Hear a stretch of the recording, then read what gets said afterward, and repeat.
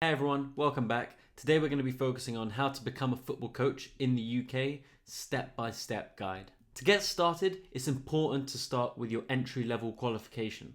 In the UK, that's completing the Introduction to Football Coaching course. This course covers the basics to session planning, working with players, safeguarding, and just the foundations of football coaching. Alongside this, you'll also take on the safeguarding course and the first aid qualification. Once you have these three things, you're ready to start your coaching journey. Now, it's important to consider what level of coaching you want to reach in your career. There's no one pathway or one career path when it comes to football coaching. You can make money in many different areas of football and coaching, but it's important to decide what it is you actually want. Now, when getting started, there's three main areas that most would like to reach. The first is grassroots football. This can include local clubs, community teams, and kids of all ages from 6 all the way to 18. This is usually the best for beginners because it will give you a good amount of experience, but it's not high enough pressure that you have to perform, and this is where you're really going to learn your trade. Second is development centres. This is a higher level of training. It doesn't quite have the pressure that comes with academy level training, but you are training at a higher level, you know how to deal with better level players and how to progress further and more advanced session planning. This is good for coaches who have built up a bit more experience than just an absolute beginner. And third, we have academy level coaching. This is very competitive, very structured, and requires higher qualifications. This isn't very simple for people to get into, and if you're a beginner, it's not even going to be an option. This is where you now reach a high level of coaching and you have a high level of influence on players to be able to take them to the next level and to try and get them to a professional playing standard. You can choose your starting point, but I recommend choosing grassroots football because it's the easiest and it's the way you're going to learn your trade to then transition into development centres and academy level training. Next up is about gaining experience. Experience is what's going to move you forward.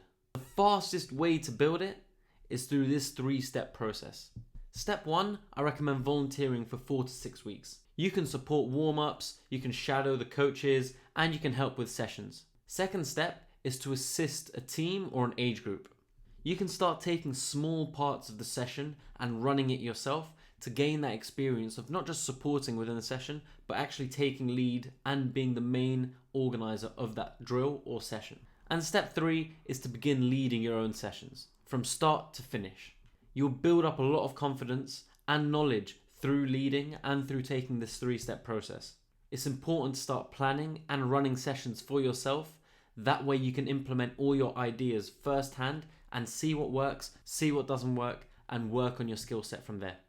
This progression builds confidence, competence, and credibility in your career. Next up, it's very important to start building your coaching CV. Your CV doesn't need to be long, it just needs to be relevant to the role you're applying to.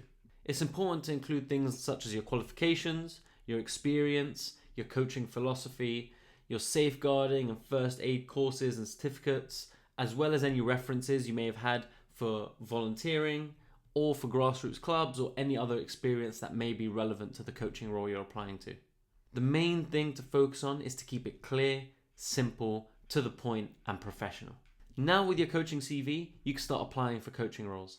The best place to start looking for these first-time coaching roles is grassroots clubs, youth development centres, school coaching companies, holiday camps, any Saturday, Sunday football programs that are running every week. Coaching roles are everywhere, but your CV and your attitude matter more than your experience towards getting these roles. Once you have your role, it's important to continue your coach education. Now, for a lot of people, that could be learning from videos, learning from lots of resources online, but in the natural progression, you must go to the UEFA C license. This will open up doors to academy roles, high-level teams, better pay, and more responsibility. And then after that, depending on your ambition, you can work towards your UEFA B, UEFA A, and UEFA Pro licenses. But it's important to not just go through the licenses one by one, because your experience should come first, and the licenses should follow. Now, after a bit of experience, you're going to learn how to plan a session, how to deliver it, and how to get feedback from that session. And once you've done this enough, you'll start to build your coaching identity. The best coaches in the world aren't just qualified and don't have all the knowledge in the world. They're the ones who have their own identity. Your identity can include your coaching style, your values, your strengths, your preferred age group, and your preferred environment. When you know who you are as a coach, the right opportunities will find you. Next up, it's very important to grow your coaching network. Most coaching opportunities will come from other coaches that you already know very well, rather than just applying and trying to find a role online. Now, here's different ways you can implement to network with other coaches and to really build your network. The first is to talk to coaches at matches that you're competing against, or if you're attending an event, to speak to some of the coaches who are at that event. Second is to join coaching group chats, whether that be on Facebook groups, whether it be WhatsApp group chats in your local area, whatever it might be, joining these groups will be great for your network. Third is very good and is to attend FA events, because these are coaches who are out there looking to learn, looking for opportunities, and are always there to help. This is a great opportunity for you to meet someone who's very ambitious, someone who's really looking to progress their career in football, and these people can really help you find a career within the industry later down the line. And last but not least is to follow local clubs online. That way, if there's ever an opportunity, they'll likely post it on social media and you can pounce on it as quickly as possible. Networking builds relationships, and your relationships build your career. And to finish off, once you've followed all these steps, it's very important to not stagnate. It's very, very crucial that you keep improving. Football coaching is a journey. The best coaches never stop learning.